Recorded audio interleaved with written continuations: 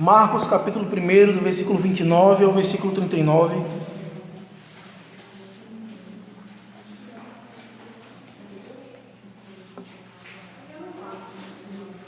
Estamos na série do livro de Marcos, já expomos até o versículo 28, hoje faremos do versículo 29 ao 39. Temos visto como o Filho de Deus, a chegada do reino, como ele tem desempenhado o seu ministério com autoridade por meio da sua palavra e das suas obras. Hoje estaremos expondo o livro, o capítulo 1, do verso 29 ao verso 39. Diz assim a palavra do Senhor: E saindo eles da sinagoga, foram com Tiago e João diretamente para a casa de Simão e André. A sogra de Simão achava-se acamada, com febre, e logo lhe falaram a respeito dela. Então, aproximando-se, tomou-a pela mão, e a febre a deixou, passando ela a servi-los. À tarde, ao cair do sol, trouxeram a Jesus todos os enfermos e endemoniados. Toda a cidade estava reunida à porta, e ele curou muitos doentes de toda a sorte de enfermidades. Também expeliu muitos demônios, não lhes permitindo que falassem, porque sabiam quem ele era. Tendo se levantado alta madrugada, saiu, foi para um lugar deserto, e ali orava. Procuravam-no diligentemente Simão e os que com ele estavam. Tendo-o encontrado, lhe disseram: todos te buscam. Jesus, porém, lhes disse: vamos a outros lugares, às povoações vizinhas, a fim de que eu pregue também ali, pois para isso é que eu vim. Então, foi por toda a Galileia, pregando nas sinagogas deles e expelindo os demônios. Amém. Oremos ao Senhor pedindo que Ele esteja iluminando o nosso coração, o nosso entendimento, para estar aprendendo as verdades que serão extraídas da Escritura nesse final de tarde. Oremos ao Senhor. Senhor Deus Todo-Poderoso, sabemos, Senhor, que Tu estás aqui presente conosco nesse momento de culto solene, e te pedimos, Senhor, que o Senhor possa estar falando conosco por meio da Tua palavra, Senhor. Te pedimos que o Senhor possa estar preparando o terreno nos nossos corações, para que a semente da Tua palavra, Senhor, seja plantada e que dê frutos. Te pedimos, Senhor, que apesar do pregador que é falho, apesar, Senhor, de mim que sou limitado, o Teu Espírito Santo possa estar aplicando na vida dos meus irmãos e também na minha vida o que o Senhor requer por meio da Tua Escritura, que é a nossa regra de fé e de prática. Então, que possamos estar aprendendo mais de Cristo, estar aprendendo mais de Ti, e à medida que vamos aprendendo, que possamos também anunciar isso a outros. E é no nome de Cristo que nós te oramos. Amém. Certamente você já trabalhou em algum local que você teve acúmulo de funções. Ou você conhece alguém que trabalha em algum local que ele tem um acúmulo de funções. Acúmulo de funções nada mais é que você desempenhar mais de uma função em um determinado tipo de serviço. Tem locais que você é atendido que a mesma pessoa que atende você é a mesma pessoa que é balconista, ela é caixa e empacotadora. Isso é acúmulo de funções. A pessoa ela desempenha mais de uma função no seu trabalho. Nesse texto nós vamos ver Cristo, ele desempenhando mais de uma função. Cristo, nesse texto nós vamos ver que ele vai estar compreendendo alguns ministérios que existem hoje na nossa realidade. Na verdade, Cristo ele abarca todos os ministérios que existem. O que nós vamos ver é que o ministério de Cristo compreende o ministério da misericórdia, e o da palavra e da oração.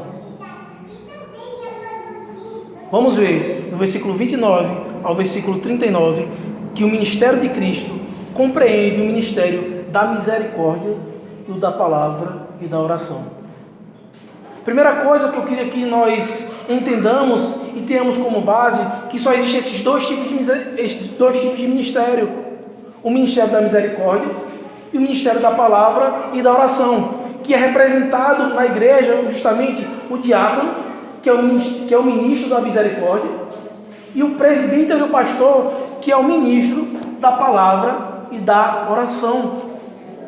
Então, hoje, no contexto evangelical, existem vários tipos de ministério, mas biblicamente só existem esses dois. Biblicamente não existe ministério de louvor, ministério de dança, ministério de ornamentação, ministério do que quer que seja. Isso não é bíblico. A ideia de ministério é de alguém que é separado por Deus, que ele vai viver para aquilo. Então é algo sério, justamente porque está evidenciando o ministério de Cristo. Por isso que ministério é algo separado. Então nós vamos ver como Cristo, ele compreende esses dois ministérios: o ministério da misericórdia e da oração e da palavra em sua vida. Basicamente, o que foi que Cristo fez na sua vida? Ministério da misericórdia, ministério da oração e da palavra. Do versículo 29 ao versículo 34, nós vamos ver Cristo exercendo o ministério da misericórdia. E do versículo 35 ao versículo 39, nós vamos ver Cristo exercendo o ministério da palavra e da oração. Então, como já ficou claro que para nós só existem esses dois tipos de ministério, essa nomenclatura só pode dar a esse tipo de ministério porque foi Cristo que estabeleceu por meio dos seus apóstolos ali no livro de Atos. Então, quando adentramos ao texto, é importante que nós entendamos isso e também entendamos a estrutura e ênfase que o texto está querendo trazer nessa ideia. Como a gente viu no primeiro sermão de Marcos, vemos que há várias estruturas no livro de Marcos. E muitas vezes, dentro de uma estrutura, há outra estrutura. Observem só, no versículo 29, no versículo 21, Cristo, ele entra em Cafarnaum e logo no sábado o que é que ele faz? Ele vai ensinar na sinagoga. No último versículo, o versículo 39, Cristo justamente está dizendo que ele vai por toda a Galileia. Ele está dizendo que consiste o seu ministério. Ele vai por toda a Galileia e vai pregar nas sinagogas deles e expelindo os demônios. Mas também nós vimos a semana passada que no versículo 22, Cristo estava dando uma ênfase no seu ensino. Nós vimos que as pessoas se maravilhavam com a doutrina de Cristo, porque a doutrina de Cristo era diferente das outras doutrinas, era diferente dos escribas e dos fariseus, porque Cristo, ele falava dele mesmo, ele falava do Evangelho. A pregação de Cristo consistia em: arrependa-se dos seus pecados e creia no Evangelho. Cristo, ele não pregava como os escribas, que subiam nos púlpitos, nos palcos e diziam, começavam a falar sobre eles, como foi a sua vida, como ele é bom, como ele dava o dízimo. Veja a oração do fariseu. A oração do fariseu consistia nisso: olha, Senhor, eu dou o dízimo disso, eu faço aquilo, olha, Senhor, tudo que o Senhor faz eu ainda faço além. Mas Cristo, a pregação dele não consistia em dizer o que ele fez ou que ele era bom. A pregação dele tinha poder e autoridade porque ele falava da palavra de Deus.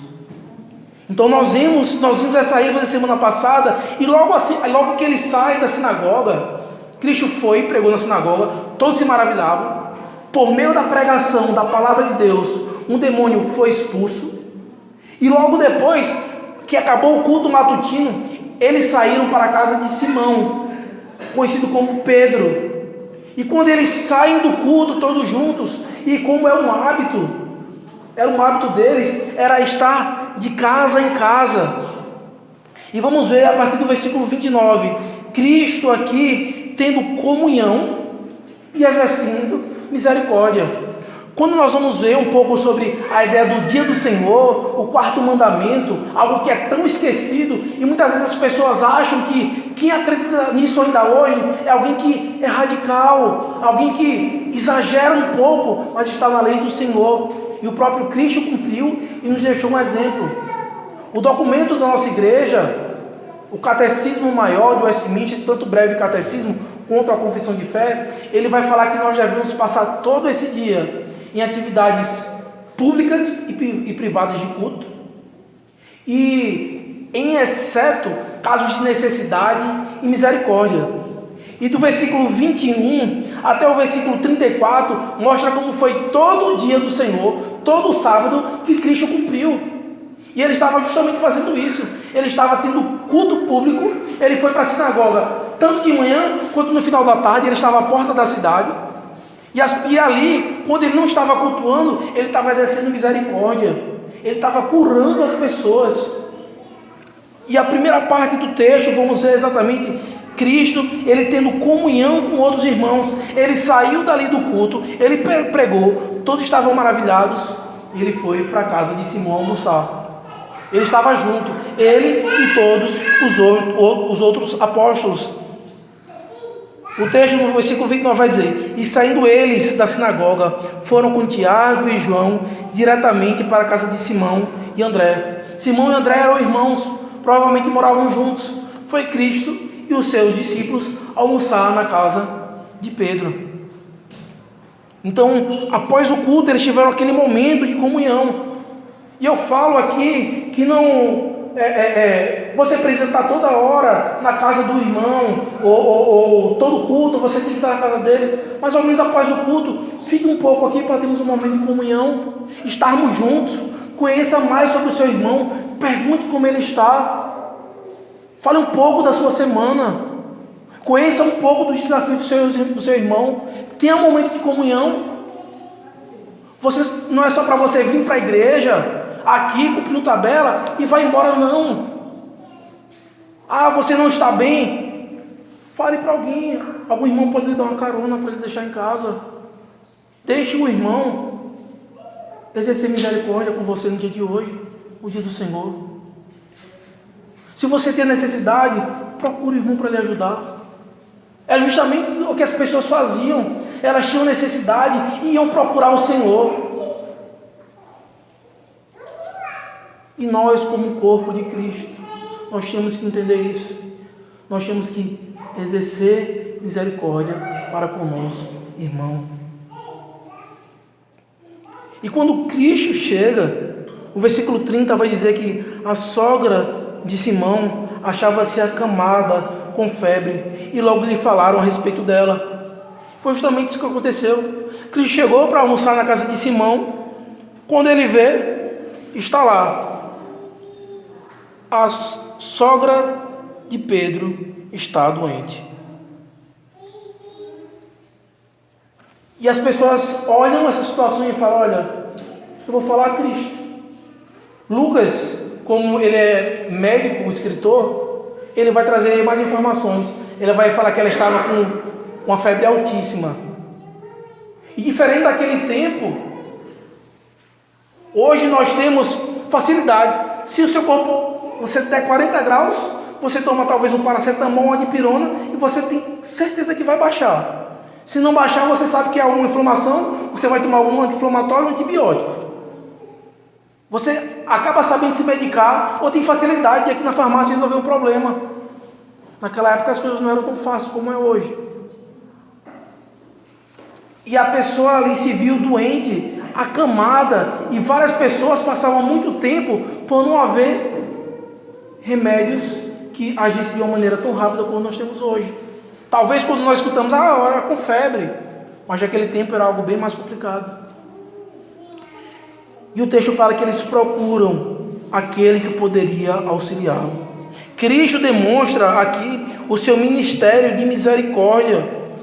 O ministério de Cristo consiste em atos de misericórdia. E o dia de fazer isso, meus irmãos, é no dia de hoje.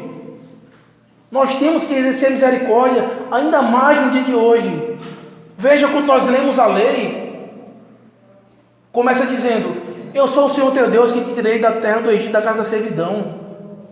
Nós hoje não trabalhamos mais para nós, o dia de hoje é trabalhar para o Senhor. O quarto mandamento fala justamente que vocês devem não trabalhar no dia de hoje, porque para vocês lembrarem que vocês já foram escravos. Vocês foram escravos no Egito. Claro que nós não fomos escravos no Egito, mas éramos escravos do pecado. E o mesmo Senhor já nos salvou e requer de nós um dia para exercermos misericórdia. E é justamente isso que está acontecendo aqui. Cristo, ele está exercendo misericórdia para com aquela pessoa que está doente. Cristo, ele se aproxima e cura então a sogra de Pedro. Ele se aproxima, tomando-a pela mão, e a febre a deixou, passando ela a servi-los. Cristo, ele cura a sogra de Pedro. E toda a cura que Cristo realizou não foi só uma cura física. Cristo, ele salva o homem como um todo.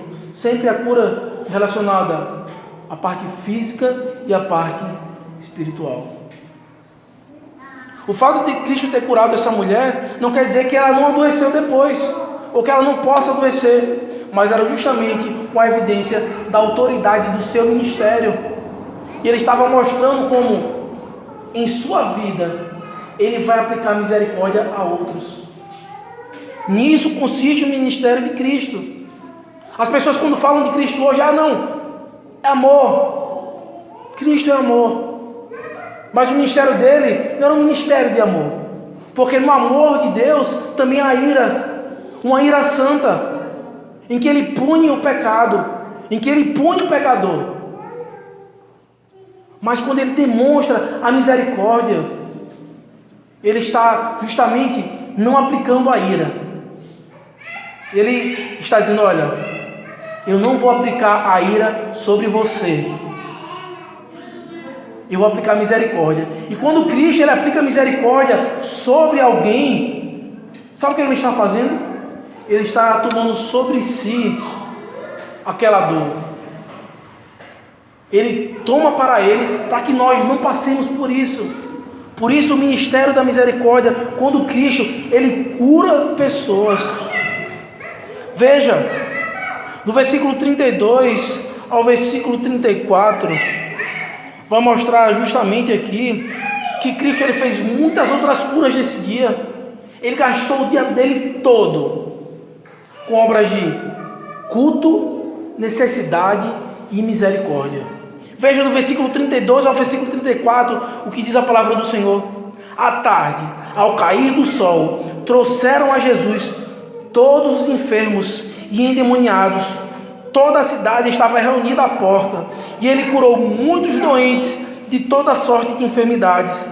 Também expeliu muitos demônios, não lhes permitindo que falassem, porque sabiam quem ele era.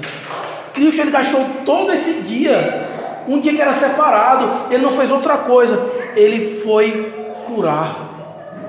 Ele foi ver a necessidade do outro. Ele não se trancou na sua casa e desligou seu celular e disse: olha, já que hoje é dia de descanso, eu vou passar o dia dormindo. Não. Hoje é um dia de descanso das outras suas obras, dos seus trabalhos semanal. Mas hoje é um dia de serviço ao Senhor. É um dia de você se deleitar no Senhor. E por meio de obras de misericórdia, você adorá-lo. Você vê a necessidade do seu irmão e ali o ajudá-lo, seja qual for a necessidade, seja ela espiritual, seja ela física, seja ela emocional.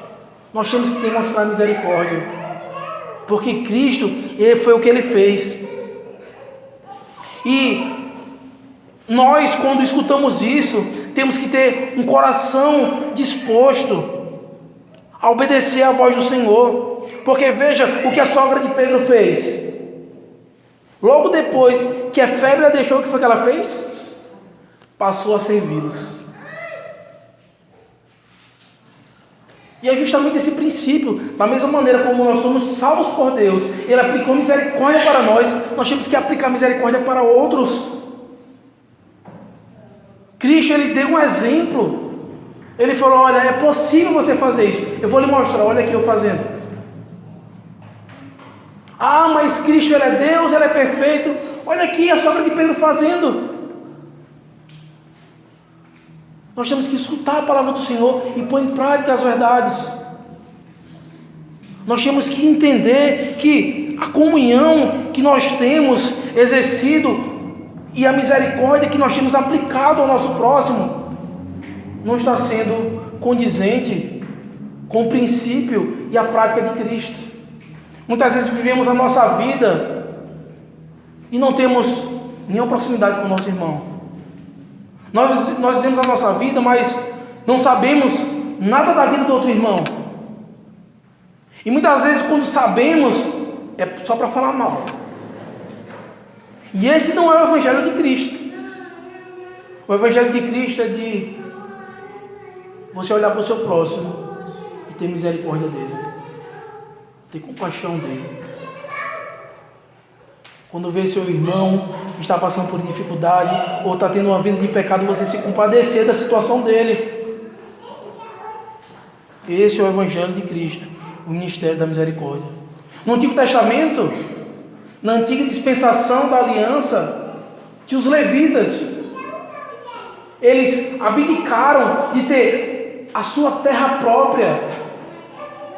Eles não tinham terra, eles não tiveram herança para passar a sua vida na terra dos seus irmãos, os ajudando, justamente exercendo misericórdia.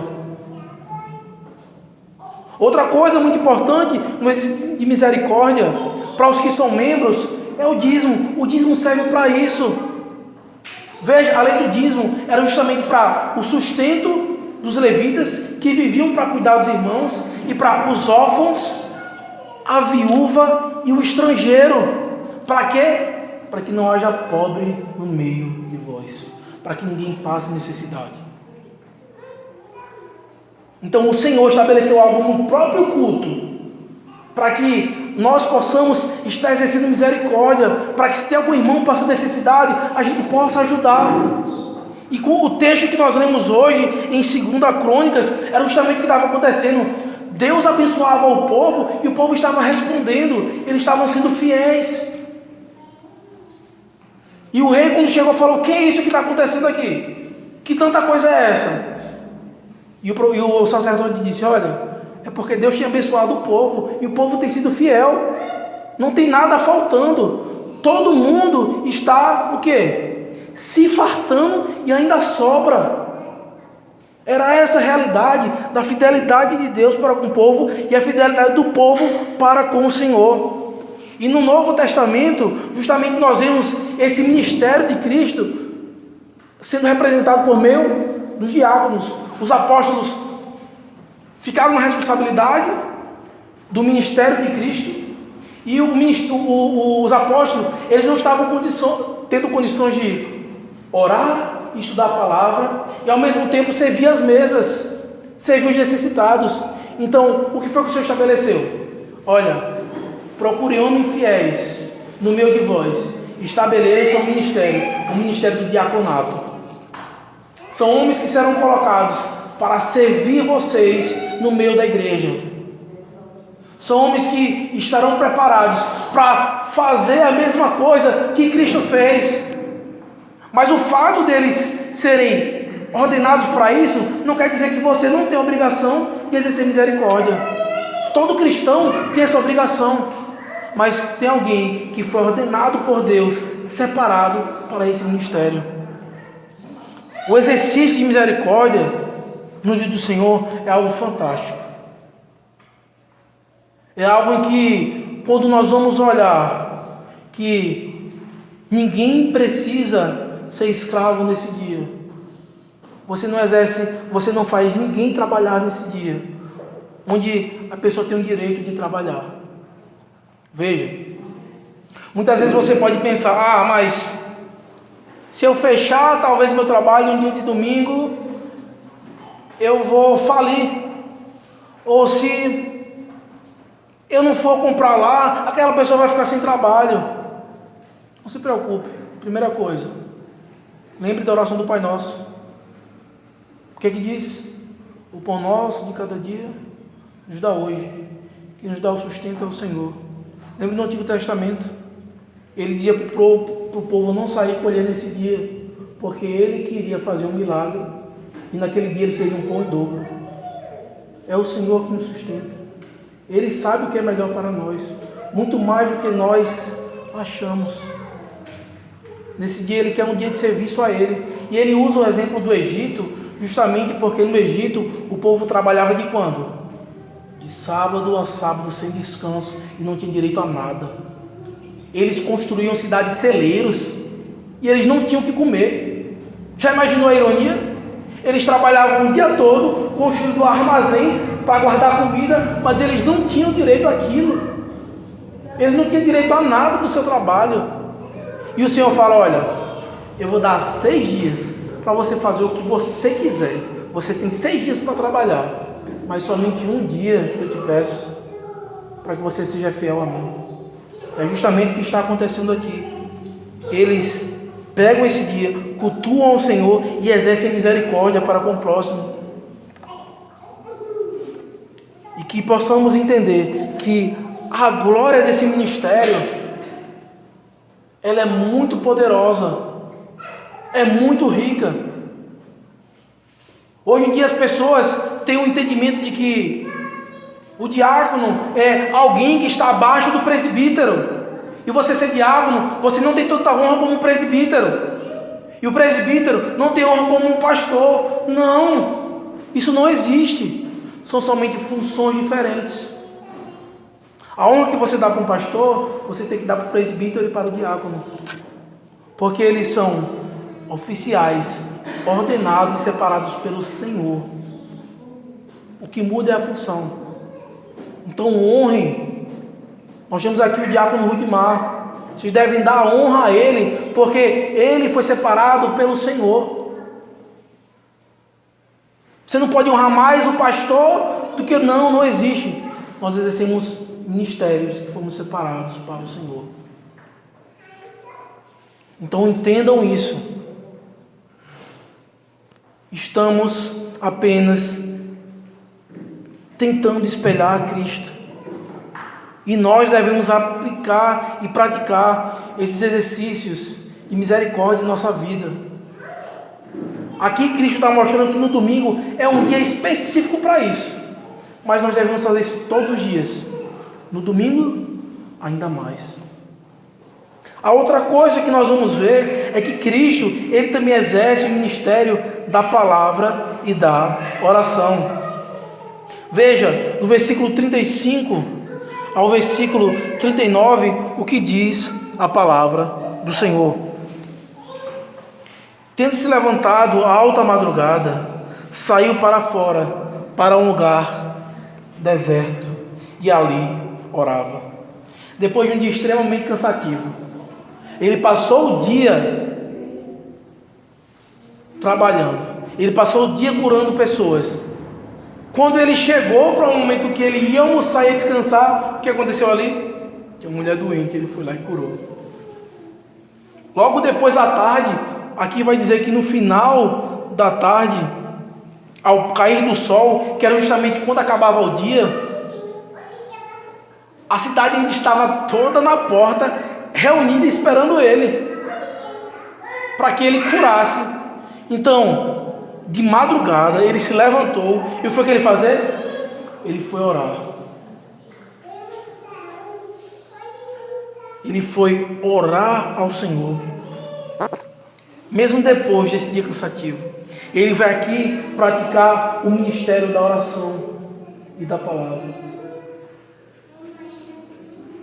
Veja, o próprio Deus,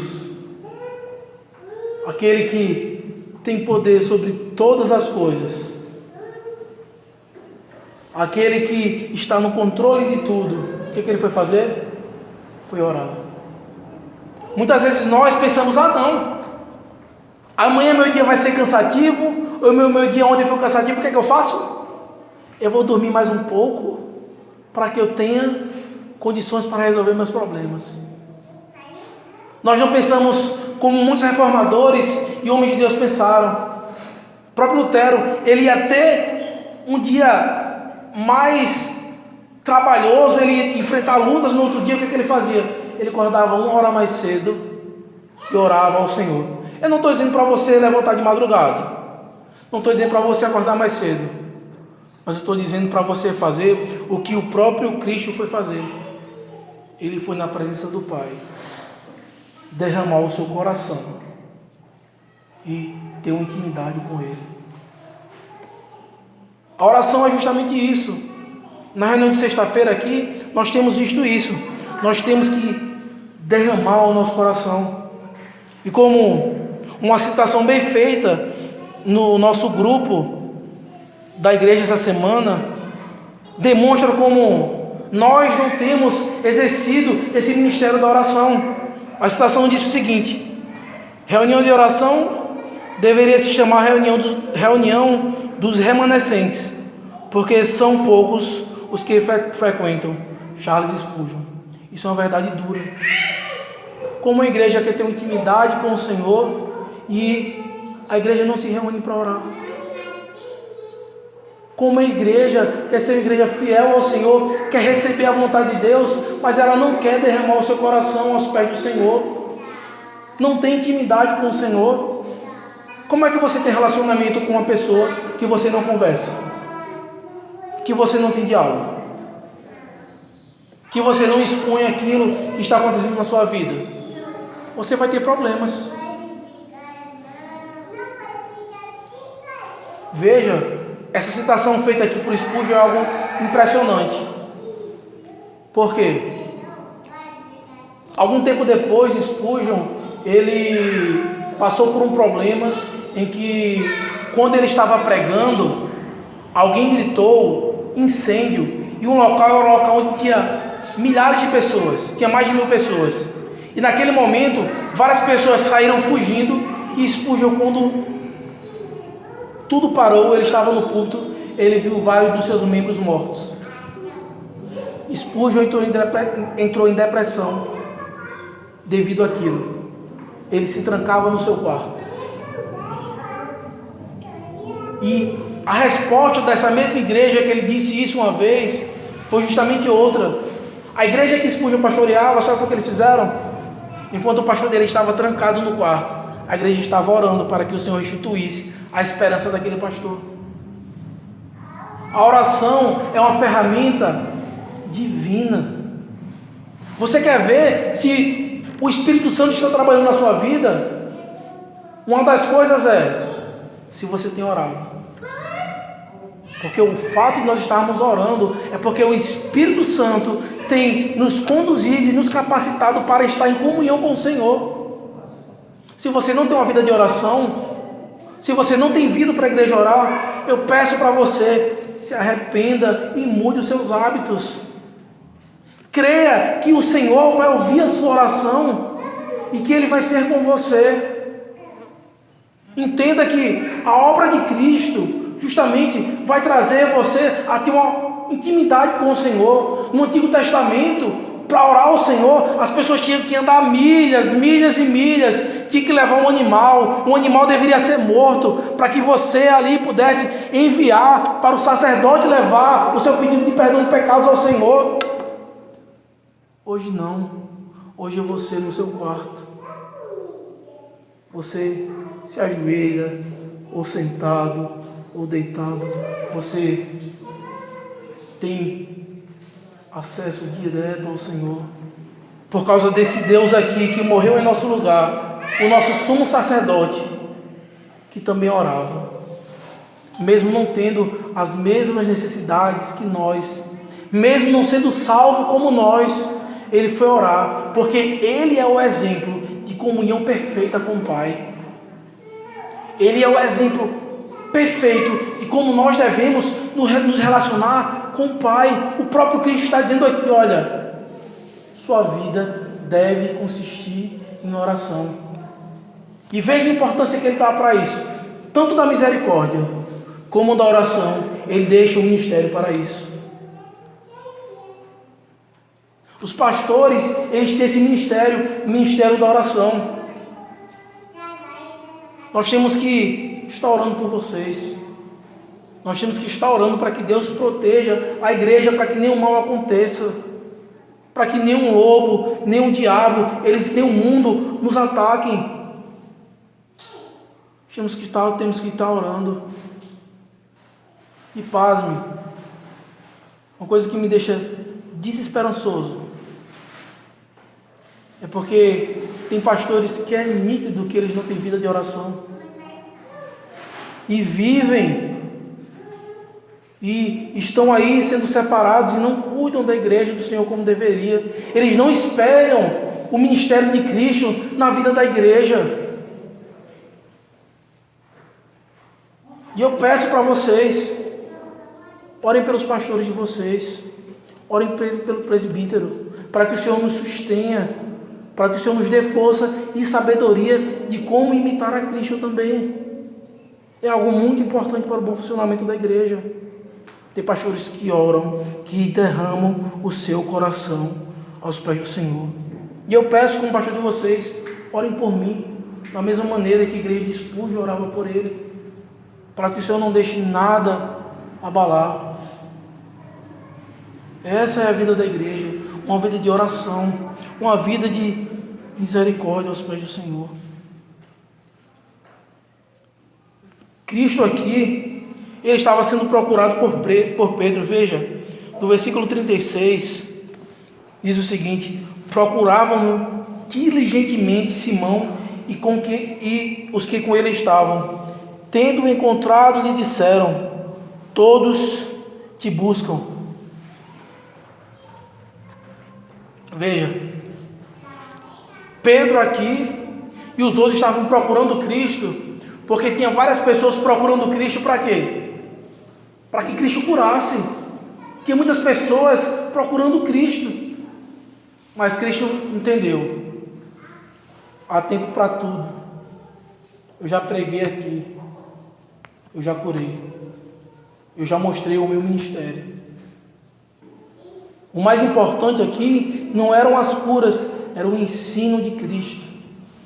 As curas e os sinais era para dar autoridade àquela palavra. Por isso nós não cremos mais em pessoas que têm dom de cura hoje, porque os sinais e curas feitas por Cristo eram justamente para dar autoridade ao seu ministério, como nós vimos na semana passada.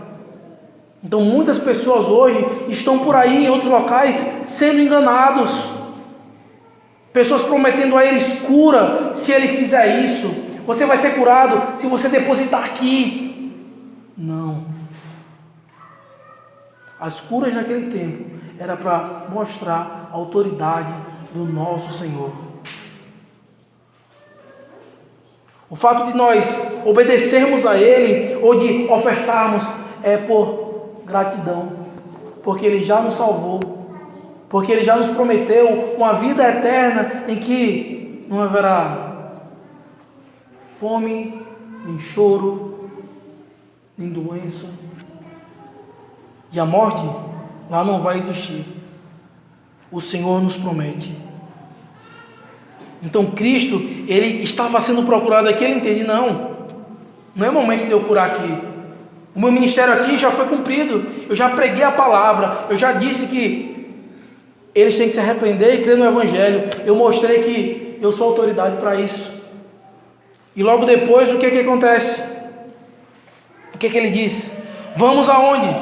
Vamos a outros lugares, as povoações vizinhas, a fim de que eu pregue também ali, pois para isso é que eu vim. Então foi por toda a Galileia, pregando nas sinagogas deles e expelindo os demônios. Então o que estava acontecendo aqui? Jesus disse: olha, eu vou nas outras sinagogas e vou pregar o Evangelho. Eu vim foi para pregar. Eu não vim para curar doente, não. Eu vim para pregar. A cura era algo secundário para mostrar a veracidade do seu ministério.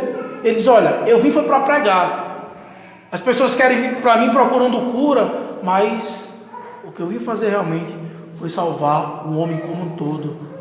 Por isso que ele diz, é mais fácil eu dizer, levanta-te e anda, ou os teus pecados estão perdoados. Ele mostra que o seu ministério consiste em perdão de pecados por meio de arrependimento. Ele vai por toda a Galileia, pregando nas sinagogas deles e expelindo os demônios. Como eu falei alguns sermões atrás, os irmãos que vieram vai estar mais fresco na memória, mas tínhamos visto que Cristo, ele tomou para si o que Israel deveria ser, e ele está justamente fazendo todo o progresso, desde lá de cima do Jordão e descendo, e cumprindo, e passando por toda a trajetória que Israel passou. E ele vai justamente dizer aqui, olha, eu vou por onde? Por toda a Galileia, e vou pregar nas sinagogas. Eu vou fazer o que Israel deveria ser. Israel deveria ser luz das nações. Israel tinha a obrigação de ser um ministro da palavra. Ele tinha a obrigação de pregar a palavra a todas as nações. A promessa que foi feita a Abraão, que a partir de Abraão seriam benditas todas as famílias da terra. As pessoas pensam que no Antigo Testamento só quem poderia ser salvo era Israel. Falso.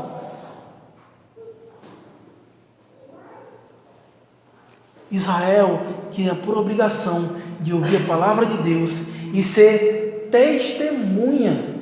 Nós temos visto isso aqui na quarta-feira. Estamos falando sobre missão e estamos percebendo como Israel, no Antigo Testamento, tinha a obrigação de pregar o Evangelho, a ser luz às nações. Israel, ele não fez isso. Ele escutou a palavra e quis guardar só para ele.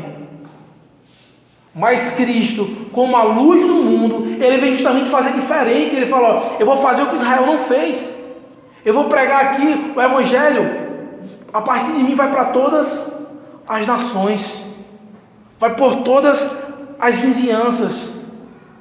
Por onde ele chegava, as pessoas ouviam, e isso ia se espalhando pelas vizinhanças, e assim o reino de Deus estava próximo.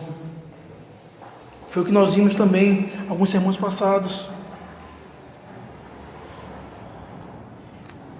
E quando olhamos Cristo exercendo esse ministério da pregação, e justamente quando a pregação bíblica chega, ela incomoda aqueles que estão errados.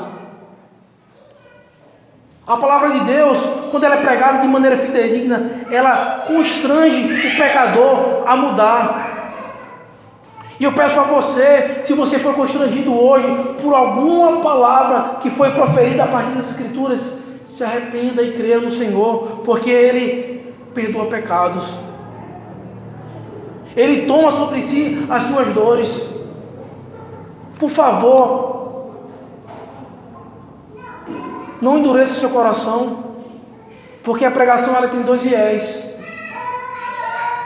Aquele que se arrepende e crê no Senhor, a pregação salva. Mas da mesma maneira, daquele que, ao escutar a palavra do Senhor e não escuta, o coração é endurecido.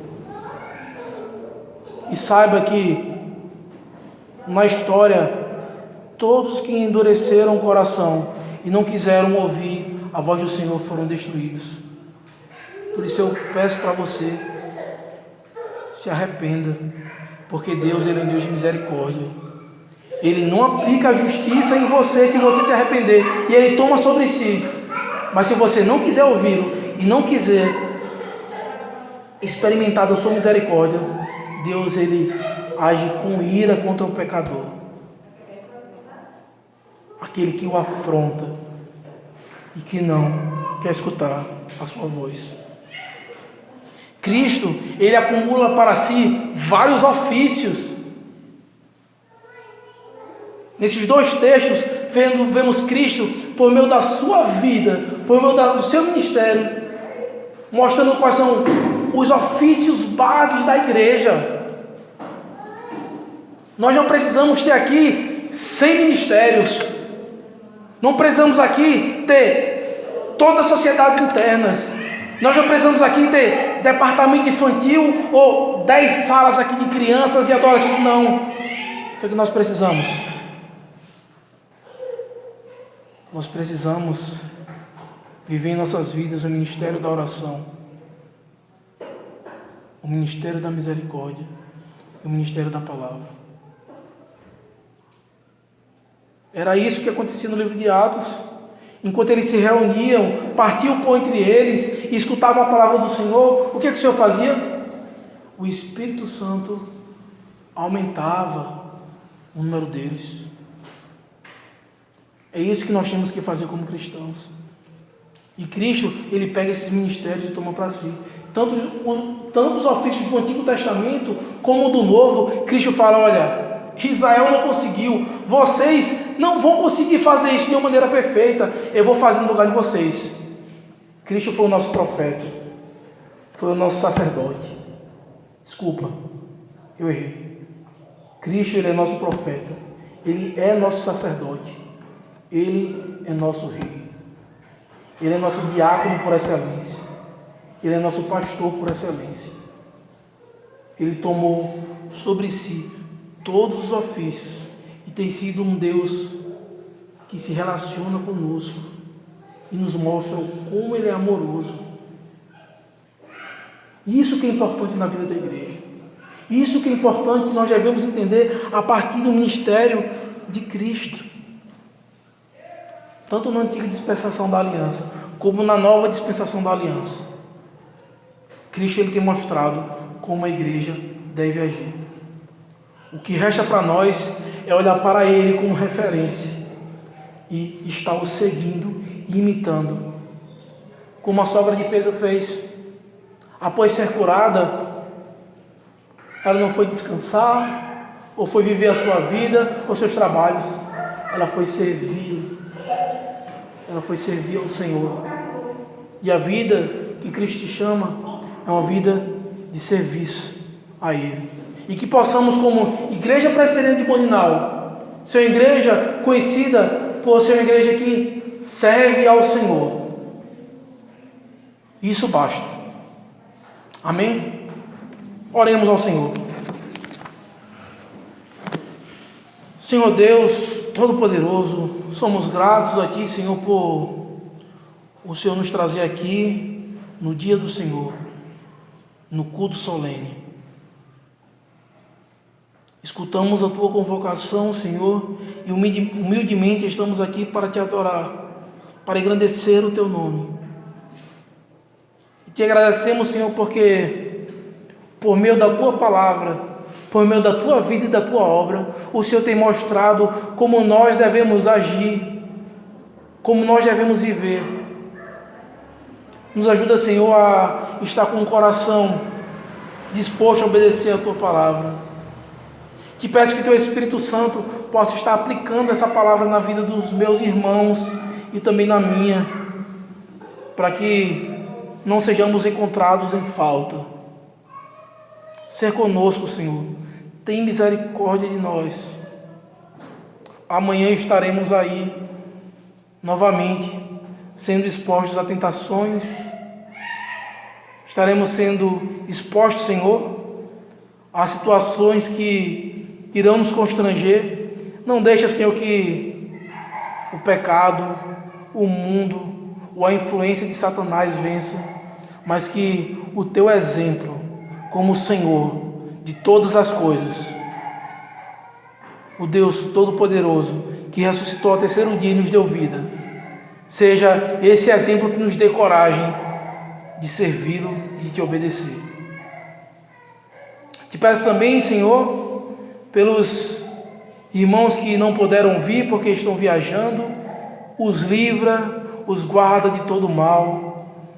Te pedimos também, Senhor, pelos irmãos que não puderam vir porque estão doentes, ou porque tiveram algum caso de necessidade ou de misericórdia, e não pôde estar aqui, mas ainda assim Te adorou dessa maneira. Também Te pedimos, Senhor, pelos irmãos que faltaram por negligência, que pecaram contra Ti, ó Senhor, faça com que eles se arrependam e não pequem contra Ti. Tenha misericórdia deles, Senhor. Então, os livra. Nos dá o restante de dia do Senhor na Tua presença. Nos leva até em casa, em paz, e nos abençoa. Ser conosco durante essa semana. Nos livra de todo mal. É no nome de Cristo que nós te pedimos. Amém. Peço que os irmãos se coloquem de pé para a impetração da bênção.